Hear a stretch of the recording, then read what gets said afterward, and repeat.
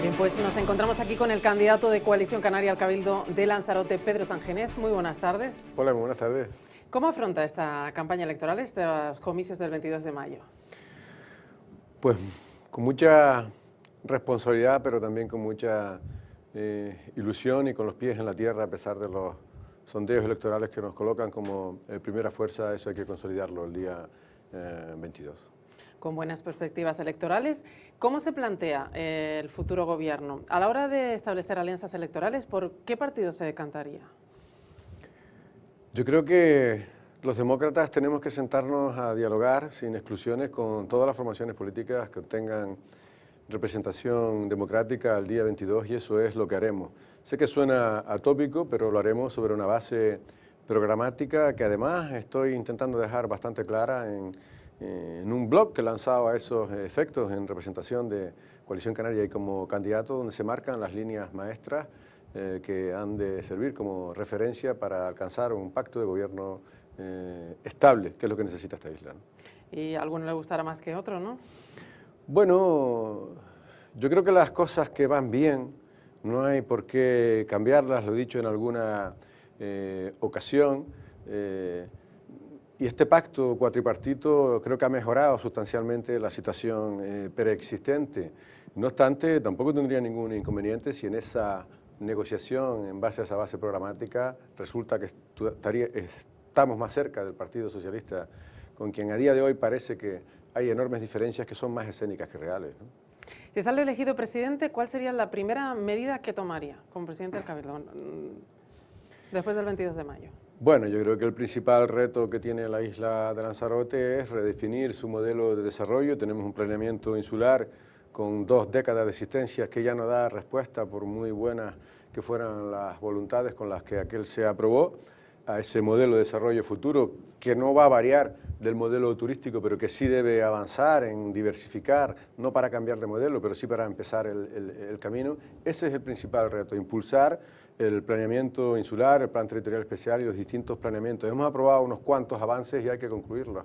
Esa es la principal asignatura pendiente del próximo grupo de gobierno, además de mejorar el funcionamiento de 2 empresas públicas vitales, la de INALSA, porque produce el agua, que es la vida, y la de los centros turísticos, porque nuestra locomotora gravita en torno a él, ¿no? Y el desempleo me imagino que también será uno de sus principales objetivos, ¿no? Sí, pero precisamente a mí me gusta insistir en que se nos llena la boca a muchos aspirantes a corporaciones locales de que vamos a acabar con el desempleo, y eso no está al alcance de las corporaciones locales. Es verdad que podemos propiciar escenarios para que se materialicen inversiones públicas de instituciones suprainsulares y sobre todo podemos impulsar nuestra industria, la turística, la promoción. Por eso hemos multiplicado por 5 la promoción, los recursos destinados a la promoción turística. Es nuestra locomotora y lo que verdaderamente nos puede sacar en términos cuantitativos de las cifras que hoy tenemos, habida cuenta que ha mejorado el contexto internacional, ¿no? Pero por el desempleo a nivel de inversión local es poco lo que podamos hacer, francamente. Y precisamente hablando de turismo, ya que dice que es la locomotora, ¿qué objetivos se plantea? ¿Cuáles son las promesas que haría de cara a la próxima legislatura para mejorar la situación turística de la isla? Bueno, como acabo de decirle, insistir en destinar recursos y tratar de acertar más recursos a una promoción turística inteligente. Lanzarote no es ni mejor ni peor, pero yo creo que es una de las más singulares de las Islas Canarias. Eso hay que ponerlo en valor en los potenciales mercados emisores con estrategias inteligentes. Hemos puesto al frente de la sociedad de promoción a un profesional, a un profesor de marketing turístico sacado de la universidad, que aplique criterios lo más posible blindados de injerencias políticas precisamente para acertar. Y después tenemos que cualificar el destino. No queremos más camas, pero sí más calidad de nuestra oferta turística. Y a día de hoy el planeamiento, lo que antes les decía, pues no está permitiendo que se materialicen algunas inversiones de potentes inversores privados que están dispuestos a hacerlo en la isla de Lanzarote porque saben que es un caballo ganador, y eso es algo que no hemos hecho y que hay que facilitar, ¿no? ¿Y rehabilitar la planta alojativa? Por supuesto, eso para toda Canarias. Afortunadamente en Lanzarote tenemos, es verdad que 2 núcleos maduros, Costa Teguise y Puerto del Carmen, que ya han presentado, uno de ellos ya ha arrancado y el otro se presentaba recientemente, pues al abrigo de la ley de medidas urgentes, potentes iniciativas de la mano de los promotores para renovar la planta alojativa, que es de lo que se trata. Lanzarote ha apostado por no crecimiento en número de camas desde hace mucho tiempo, antes de la ley de directrices de medidas urgentes, pero tenemos otro núcleo donde se concentra la problemática hotelera, por la que supongo usted me preguntará ahora, que presenta la mejor oferta alojativa de Canarias con el mayor número de hoteles de 5 estrellas por metro cuadrado, probablemente de todos los destinos turísticos de Canarias, ¿no? ¿Y qué se va a hacer con esa planta hotelera? Bueno, nosotros hemos encargado un informe jurídico a los redactores del plan insular, que por cierto contrató el anterior grupo de gobierno, que apunta a una vía de solución y precisamente hemos aprobado recientemente en el Pleno de la Corporación dar traslado a los tribunales, a la justicia, de ese dictamen jurídico que apunta una vía de solución, por supuesto en el marco de la legalidad, para sin que haya impunidad ni amnistía para con quienes hayan conculcado el ordenamiento urbanístico, cosa que aún no está juzgada, pero sí forma parte de los cuerpos de la denuncia, sean los jueces los que validen o no si esa fórmula es la adecuada para solventar una problemática que quiero dejar muy claro, afecta a hoteles construidos prácticamente al 100% sobre suelos turísticos, concebidos para ser hoteles y camas turísticas y no otra cosa como ocurrió con Marbella, con quien con frecuencia se nos pretende comparar, ¿no?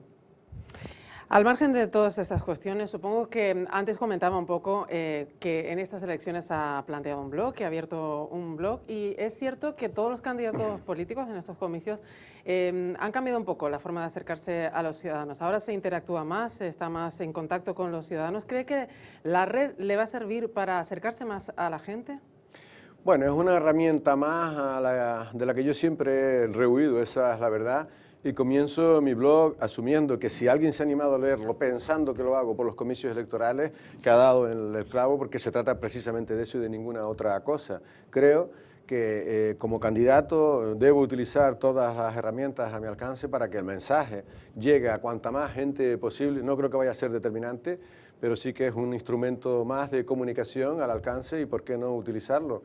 A los ciudadanos lo agradecen. ¿Se plantea alguna medida para mejorar un poco la situación de la isla, tener más conectividad a Internet? ¿Hay alguna medida dentro de su programa?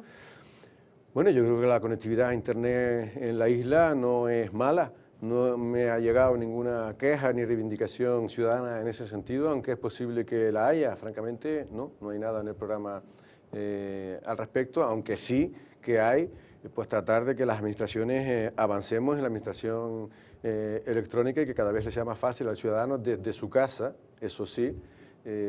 Si se refería, a lo mejor se refería usted a eso. Sí, más bien. Sí, al respecto sí. Pensé que se refería a la continuidad, a líneas ADSL en algún lugar de la isla. Sí, ahí nos queda mucho camino que avanzar a todas las administraciones y al Cabildo también. Hemos hablado de empleo, hemos hablado del turismo y de lo que se plantea, y nos falta hablar un poco de la diversificación energética. ¿Qué puede hacer su partido para mejorar la situación energética de la isla de Lanzarote? ¿Cuáles serían sus proyectos?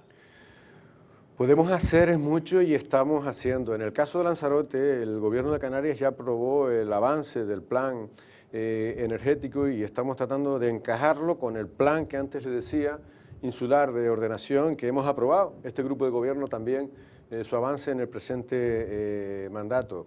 Podemos definir con mejor precisión y mayor amplitud los espacios donde se pueden implantar, no solo las energías eólicas, que es la apuesta fundamental, en el caso de Lanzarote porque tiene que ver mucho con la desalación de agua. Tenemos toda el agua que se consume en Lanzarote, a diferencia de Canarias, es la única que no tiene acuíferos y tenemos que avanzar mucho en energías eólicas, en mini eólicas, en fotovoltaicas. La maremotriz está bastante más incipiente, pero lo que ofrecemos y podemos ofertar y vamos a ofertar es aprobar definitivamente ese plan que propicie que las energías alternativas ocupen cada vez mayor porcentaje de la que consumimos en la isla, ¿no? Mucho se ha hablado en estos meses de austeridad, se ha prometido desde distintas instituciones adelgazar la administración. El Cabildo de Lanzarote, que usted como candidato de Coalición Canaria, ¿cómo se plantearía reorganizar el Cabildo de Lanzarote de manera que fuera con menos consejerías, con menos cargos de confianza? ¿Cuál sería la fórmula para un poco gastar menos? Bueno, nosotros predicamos con el ejemplo nada más tomar posesión, a diferencia de las anteriores que se aumentaron y así está reflejado en las actas del Pleno, un 26% su sueldo, rebajándonos los cargos públicos en los mismos términos que propusimos cuando éramos oposición. En el caso del presidente, cosa que no propusimos siendo oposición, me lo rebajé el doble justo el doble, algo más que lo que se lo rebajaron los consejeros el sueldo, casi 6.000 euros ellos, 12.000 quien le habla, anual. Pero eso es un gesto necesario que no va a solucionar los problemas de los costes del capítulo de personal y gastos corrientes. El Cabildo de Lanzarote tiene muchos retos por delante, muchas cosas que mejorar su financiación, porque ha asumido servicios que no tienen otros cabildos de Canarias. Le podía hablar de hospital, le podía hablar de red de toxicomanías, le podía hablar de una universidad que tenemos de turismo, le podía hablar de muchísimas cosas y sobre todo le podría hablar de los más de 40 millones de euros que el Cabildo de Lanzarote pierde en los restaurantes que tiene en los centros turísticos, circunstancia que se va a terminar si yo soy presidente de la próxima legislatura, ¿no? Y en ese sentido, ¿cree que el Cabildo de Lanzarote tiene el papel que se merece o cree que hay que potenciar aún más ese papel de motor económico de la isla o de impulsor de proyectos de la isla? Bueno, el Cabildo de Lanzarote yo creo que perdió ese papel hace algunos años y en muchas ocasiones las inversiones del gobierno, no en todas, y eso se lo recordaba el otro día el presidente a Paulino, que yo creo que ha hecho un esfuerzo notable por corregir agravios históricos, le decía, no ha sido capaz de generar los escenarios para que muchas inversiones se materialicen y no lo hacen porque no nos ponemos de acuerdo en tantas cosas básicas y esenciales, cosas que sí hacen otras islas, sin ir más lejos, la hermana de Fuerteventura, que para lo esencial y para lo importante, las grandes organizaciones políticas sí que se ponen de acuerdo y Lanzarote no ha sido capaz, ¿no? Muy brevemente, porque ya no nos queda casi tiempo, una quiniela para el próximo 22 de mayo. ¿Cómo ve el reparto de consejeros en el Cabildo de Lanzarote?